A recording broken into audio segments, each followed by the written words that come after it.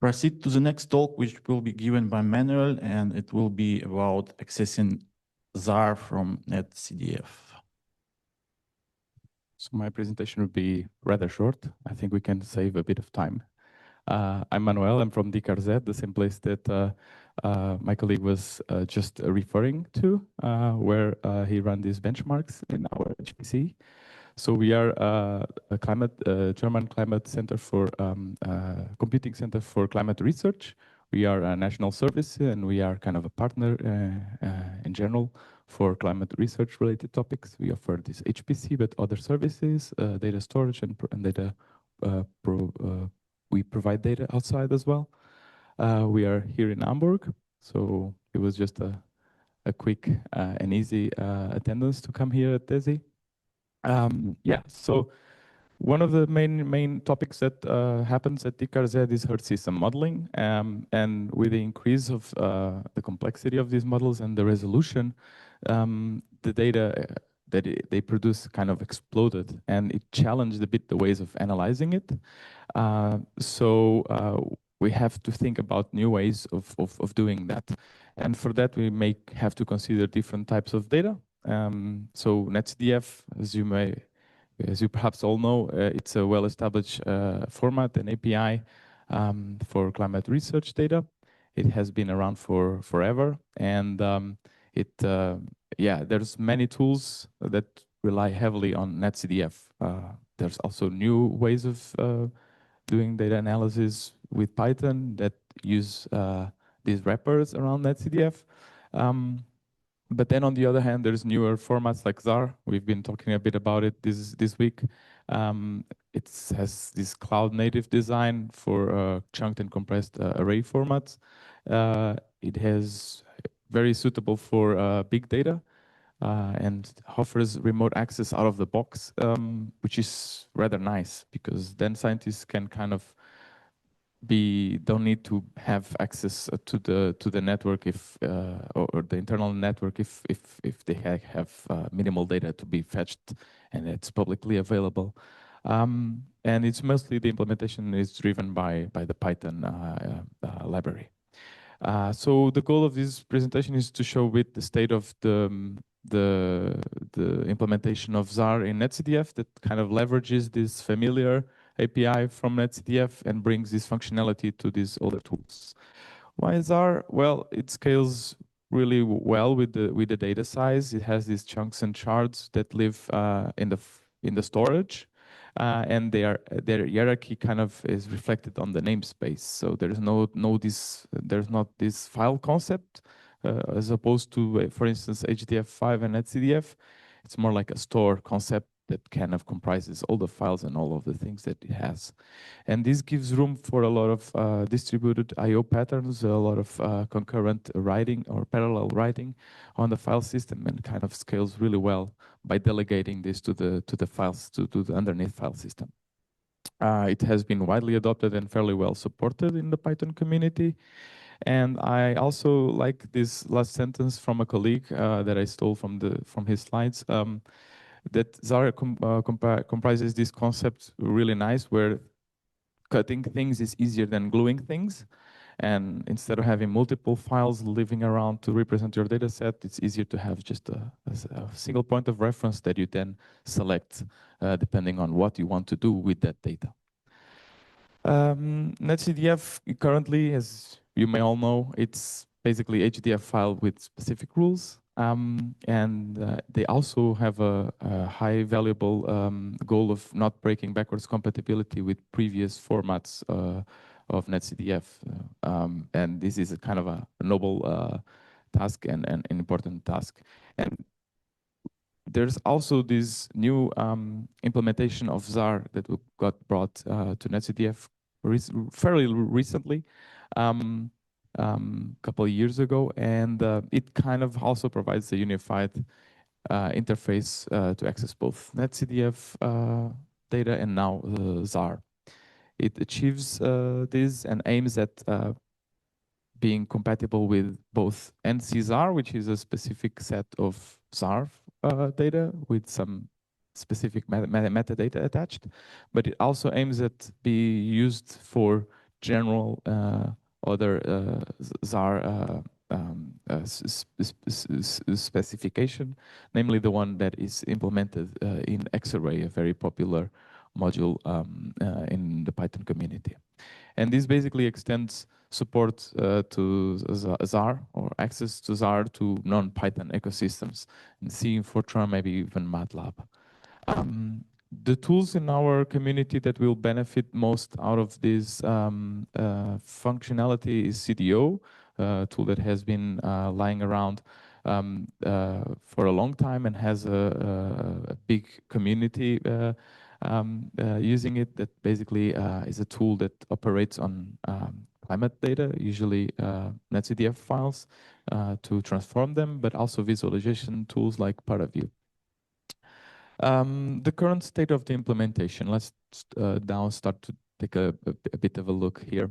Currently, the library supports well reading and writing NetCDF style Zarr via this NetCDF4 style API. So it's fairly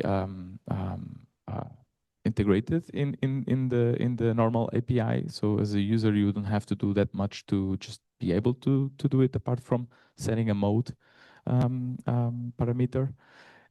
It works on file systems out of the box, and also in against S3 backends, mainly AWS. There's some limitations with other alternatives. But it's not optimized to leverage consolidated metadata from these Zarr formats. Zarr 3 is not even addressed yet. And there are some corner cases that were not covered, mainly interoperability with other with datasets created with other applications. So this is exactly what I explain here. There are cases where these libraries attach attributes to the data file, to the dataset, and currently NetCDF sometimes is not so clear about what the problem is, because it may not support some types of attributes, or they don't have any value attached and they expect it. So these are kind of minor issues that I think can be solved with a bit of patience. But there are some I/O improvements that have to be done for this to be able to be used mainly remote, in a remote approach. This is not so much the case for local file systems. By leveraging the consolidated metadata that may be available already in the datasets that one uses, the library shows a speed up.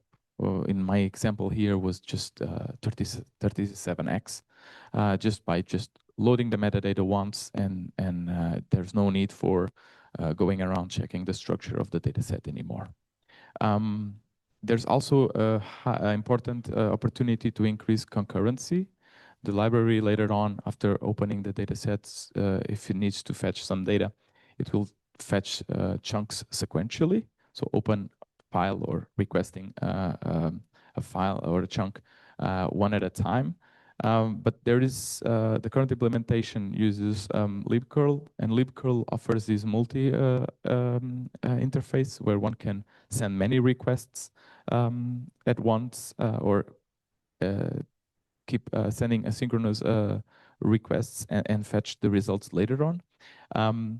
It can also offer some support for data stream.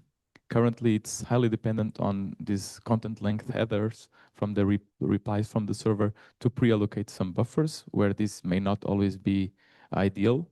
And this is basically inherited from the implementation this was derived from the ROS3 from HDF5.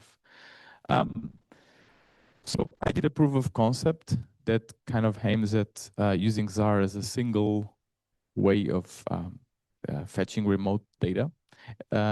Note that there are two things that have to be in place for this to happen, so it is not so general. So one is that the datasets have to be consolidated, and in that case, one doesn't need to list the contents of the dataset and check the structure. It's immediate, and one only needs to read and write chunks or metadata attributes. There is no need to spend time doing file system metadata like operations.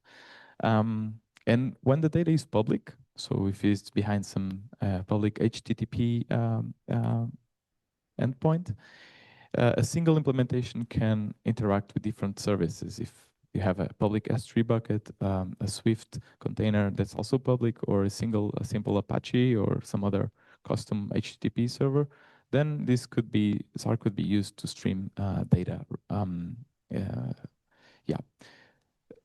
So potentially there's also some other protocols that libcurl supports that could also be used, but this is not the main point of interest.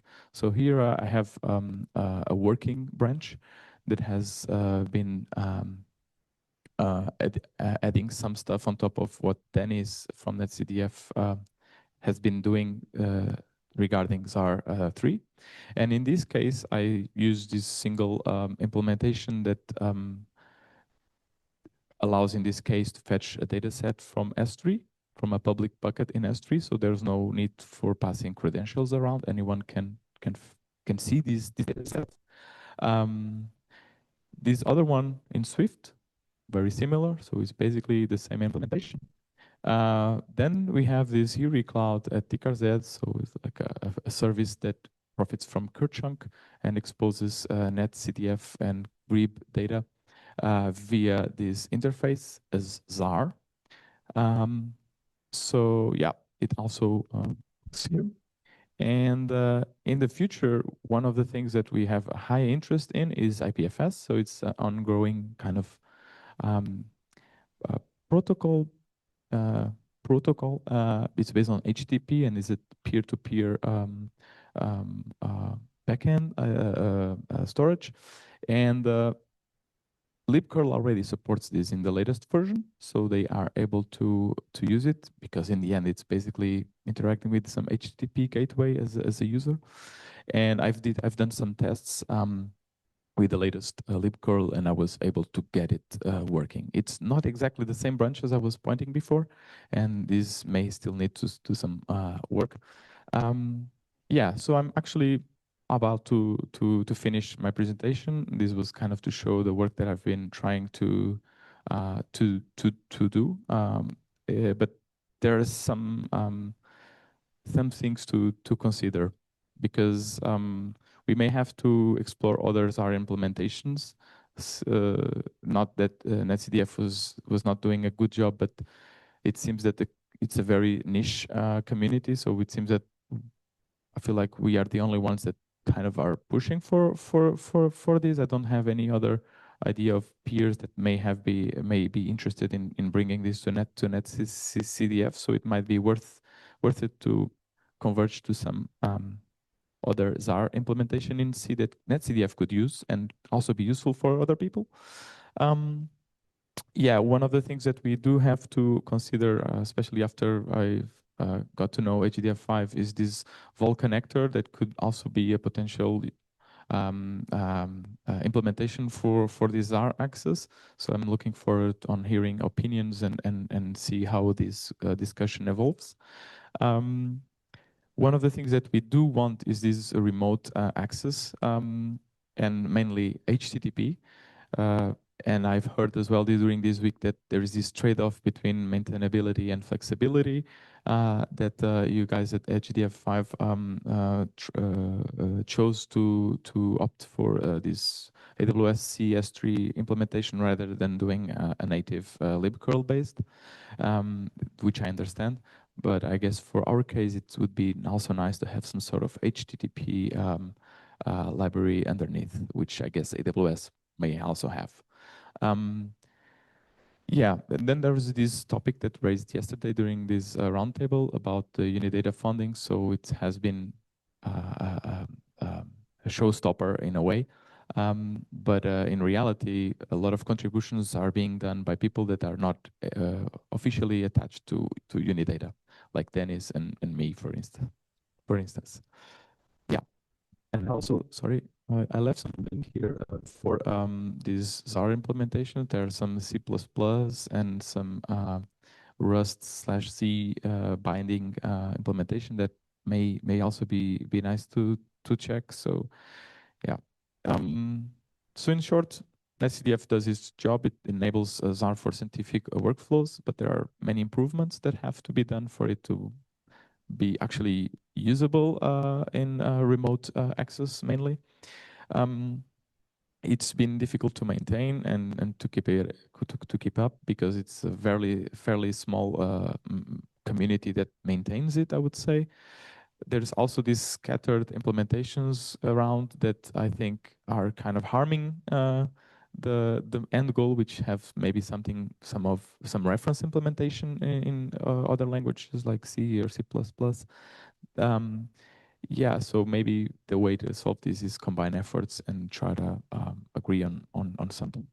Yeah, so that's mainly it. Thank you, big thank you, and special thanks to Ward Dennis at NetCDF and also Flo that kind of asked me to start looking at this. You can also check this other presentation that motivates a bit about this Zarr need. Yeah, thank you. Yeah, thanks a lot for that really cutting edge talk. So I hope there are a lot of questions or people just overwhelmed with new information. So any questions? Okay, I believe people need to process information. So let's thank the speaker again.